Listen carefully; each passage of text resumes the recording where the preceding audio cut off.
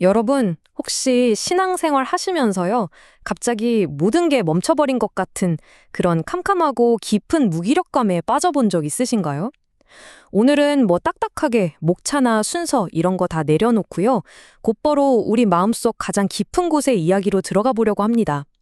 열방교회 김승원 목사님의 사도행전 9장 설교 말씀을 통해서요, 우리가 겪는 이 영적 번아웃, 그리고 그 숨막히는 시간 속에 사실은 얼마나 놀라운 은혜가 숨겨져 있는지 한번 깊이 들여다보겠습니다. 자, 화면에 띄어진 이 가슴 아픈 고백 한번 같이 보실까요? 실제로 어떤 성도님이 목사님께 눈물을 흘리시면서 털어놓은 이야기입니다. 목사님, 말씀을 들어도 도무지 들리지가 않아요. 찬양을 하려 해도 입이 안 열리고 기도는 정말 한마디도 나오지 않습니다. 내 안의 에너지가 그냥 완전히 고갈된 것 같아요. 와, 진짜 얼마나 답답하고 먹먹했을까요? 아무리 애를 써도 말씀은 튕겨나가고 찬양이나 기도는 입술 끝에서 그냥 흩어져 버리죠. 내 안이 텅 비어버린 것 같은 이 낯선 감각. 아마 지금 이 이야기를 들으시면서 저거 내 얘긴데? 하고 깊이 공감하시는 분들 분명히 계실 겁니다. 그런데 여러분, 제가 가장 먼저 이 말씀부터 드리고 싶어요. 정말 괜찮습니다. 여러분은 절대로 혼자가 아니에요. 지금 겪고 계신 이 지독한 고갈 상태, 그거 여러분의 믿음이 떨어졌다거나 구원을 잃어버렸다는 증거가 결코 아닙니다. 성경을 보면요, 수많은 믿음의 거장들, 심지어 오늘 우리가 살펴볼 그 불꽃 같은 사도 바울조차도요, 우리랑 아주 똑같은 숨막히는 탈진과 멈춤의 시간을 겪어야만 했거든요. 우리가 잘 아는 바울, 그러니까 바울이 되기 전 사울이라는 청년의 마음속을 꽉 채우고 있던 단어는 딱 하나였습니다.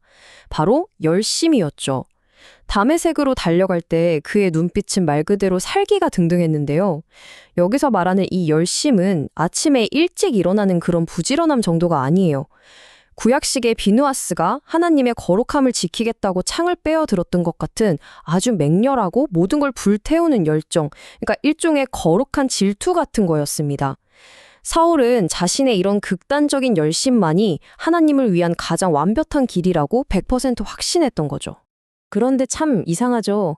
기독교 역사를 가만히 들여다보면요, 정말 뼈아픈 역설이 하나 있습니다. 아무것도 없고 핍박받고 정말 하루하루 살기 힘들었던 시절에는 오히려 성도들의 영성이 수정처럼 맑게 깨어 있었거든요. 그런데 반대로 교회가 세상에서 힘을 좀 얻고 삶이 풍족해지고 평안해졌을 때 사람들은 역설적이게도 하나님을 떠나고 깊은 영적 번아웃에 빠져버렸습니다. 사울의 그 무서운 열심 안에도 바로 이런 보이지 않는 위험, 영혼을 갉아먹는 함정이 숨어 있었던 겁니다. 자, 여기서 정말 흥미로운 점은요, 사울의 그 순수했던 헌신이 어떻게 자기를 옥죄는 방어적인 덫으로 변해갔냐는 겁니다. 그 시작은 바로 내면의 작은 흔들림이었습니다. 스데반이 돌에 맞으면서도 용서해달라고 기도했던 그 소리가 자꾸 귓가에 맴도는 거예요. 내가 지금 정말 바르게 가고 있는 게 맞나? 하는 지독한 혼란이 시작된 거죠. 하지만 사울은 그 흔들림을 인정하고 싶지 않아서 겉으로는 더 극단적으로 사람들을 잡아 가뒀습니다. 처음엔 분명 하나님을 향한 열정이었는데 어느새 자기 자신을 방어하는 단단하고 차가운 나의 의로 뒤틀려버린 겁니다. 하지만 예수님이 누구십니까? 그 두꺼운 방어막을 아주 정확하게 꿰뚫어 보셨죠. 사도행전 26장에 보면 주님이 이렇게 말씀하세요. 가시채를 뒷발질하기가 네게 고생이니라. 이 말씀이 무슨 뜻이냐면요, 주님은 사울의 그 과격하고 거친 행동들이 사실은 자기 양심이 찔리는 걸 억누르려고 발버둥치는 아주 고통스러운 몸부림이라는 걸 다 알고 계셨다는 겁니다. 사울은 자기가 하나님을 위해 뛴다고 생각했지만 사실은 가시밭길을 맨발로 차면서 자기 스스로 피를 흘리고 있었던 거예요. 자, 그럼 이게 그냥 2000년 전 사울이라는 사람만의 이야기일까요? 절대 아닙니다. 이 행위의 함정은 오늘날 우리가 하는 신앙생활과 너무나도 직접적으로 연결돼 있어요. 우리 한번 생각해 볼까요? 주일마다 가르치고 찬양대 서고 봉사하고 끊임없이 무언가를 열심히 하잖아요. 그런데 정작 집에 돌아갈 때 내 손에 남는 건 없고 가슴은 차갑게 식어버린 느낌 받아보신 적 있죠?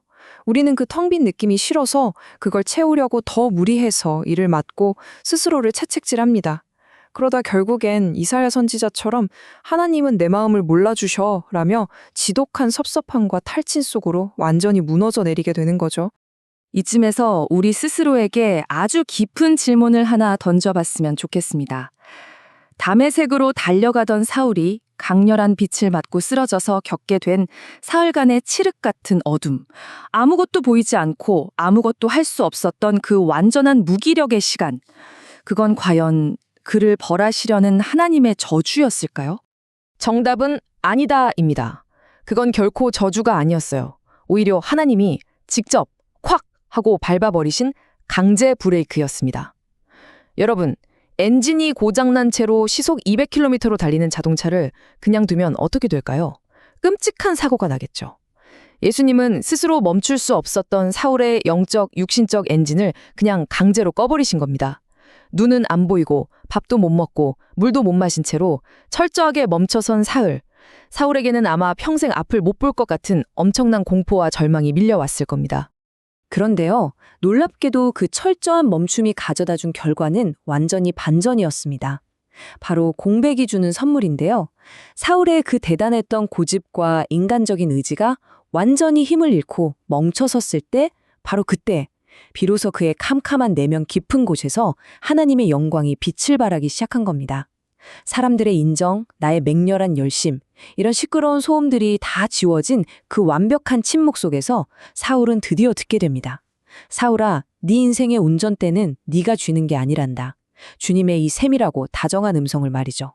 그래서 김승원 목사님은 이 본문을 해설하시면서 이것을 그러나의 은총이라고 부르십니다. 이 멈춤은 우리의 인생을 박살내는 파괴가 아니라 하나님이 우리를 새롭게 빚어가시는 아주 사랑스러운 개입이라는 거예요. 하나님이 우리 삶의 비상브레이크를 확 당기셔서 모든 걸 멈춰 세우실 때 여러분 절대 오해하지 마세요. 그건 우리를 벌하거나 망가뜨리려는 게 아닙니다. 오히려 우리를 완전히 새로운 존재로 다시 살려내시려는 하나님의 가장 깊고 치열한 사랑의 표현인 겁니다. 자, 그렇다면 철저하게 멈춰버린 나에게 당장 내일 어떻게 살아야 할지 막막한 우리에게 주님은 어떤 모습으로 찾아오실까요? 첫 번째는 바로 엠마오의 예수님입니다. 십자가 사건 이후에 모든 희망을 잃고 털썩 주저앉아 고향으로 돌아가던 두 제자, 예수님은 그들에게 다가가셔서 책망하지 않으시고 묵묵히 그들의 느린 보폭을 맞추어 함께 걸어주셨습니다. 여러분이 깊은 성실감에 빠져 걸음을 멈췄을 때 주님은 잔소리하지 않으세요. 그저 여러분 곁에서 조용히 아주 따뜻하게 함께 걷고 계십니다. 두 번째는 에바다의 예수님입니다. 마가복음에 보면 귀가 먹고 말이 어눌한 사람을 보시고 예수님이 하늘을 우러러 보시며 깊이 탄식하시는 장면이 나오죠.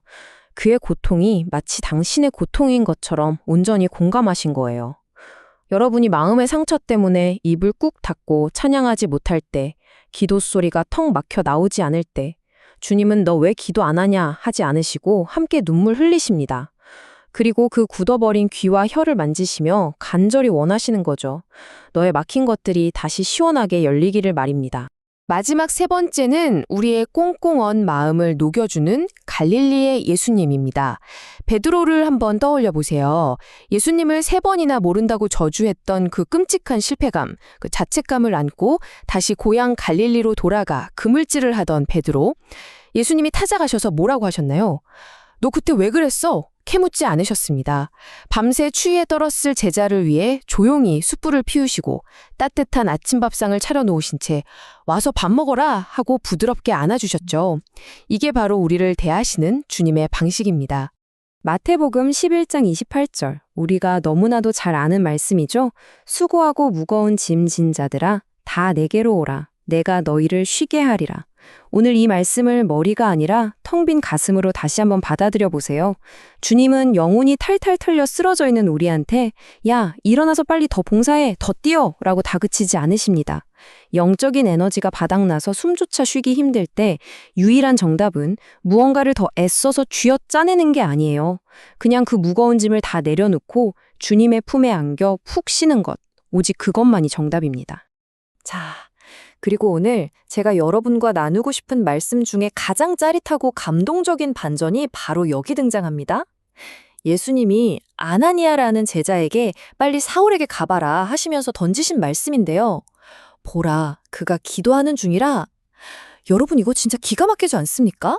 앞도 안 보이고 밥 한 숟갈 못 넘기고 어둠 속에서 두려움에 오들오들 떨고 있던 그 무기력한 사울이었어요. 그런데 우리 예수님은 그 철저하게 부서지고 아무것도 못하는 상태를 보시면서 얘가 지금 나한테 가장 간절히 기도하고 있다고 온 세상에 대고 자랑하듯 선언해 주신 겁니다. 이 놀라운 사실을 꼭 여러분의 마음에 새기셨으면 좋겠어요. 기도가 도무지 안 나와서 그저 예배당 뒷자리에 멍하니 앉아 눈물만 뚝뚝 흘리는 시간, 가슴을 퍽퍽 치면서 뱉어내는 그 깊은 한숨과 침묵 속의 신음들. 내 귀에는 그게 마치 실패자의 패배 선언처럼 들릴지 몰라도요. 하나님은 다릅니다. 주님은 그 신음을 이 세상 그 어떤 유창한 기도보다도 가장 진실하고 뜨거운 당신의 예배로 기쁘게 받고 계십니다. 여러분이 아무것도 할 수 없다고 느끼는 바로 그 찰나의 순간에도 말이죠. 이제 오늘 이 해설을 마무리하면서 여러분의 마음속에 아주 깊은 질문을 하나 던지고 싶습니다. 혹시 지금 내 인생의 모든 게 와르르 무너져 내린 것 같은 차가운 담의 색 한가운데 서 계신가요? 영적 탈진의 자리, 내 밑바닥이 다 드러난 실패의 자리라고만 생각했던 바로 그곳이요. 사실은 예수님을 가장 친밀하고 깊게 만날 수 있는 은혜의 성소, 곧 여러분만의 지성소가 될 수 있습니다. 여러분은 그 고통의 장소를 주님을 깊이 대면하는 성소로 내어드릴 준비가 되셨습니까? 내 힘이 완전히 다 빠져버린 그 멈춤의 자리, 바로 거기서부터 놀라운 그러나의 은총이 시작됩니다. 오늘 눈에 덮였던 비늘이 벗겨지면서 완전히 새로운 세상을 보게 된 사울처럼요. 주님은 지금 이 시간 여러분의 꽉 막힌 귀를 부드럽게 열어주시고 딱딱하게 굳어버린 입술에 따뜻한 생기를 훅 하고 불어넣어 주실 겁니다. 에바다, 열려라. 주님의 이 힘있는 치유와 회복의 선포가 여러분의 텅 빈 영혼을 가득 채우기를, 그리고 모든 것이 멈춰섰던 여러분의 삶에 다시금 시원한 생수 같은 은혜가 벅차오르기를 진심으로 기도합니다. 오늘 이 시간 함께해 주셔서 감사합니다.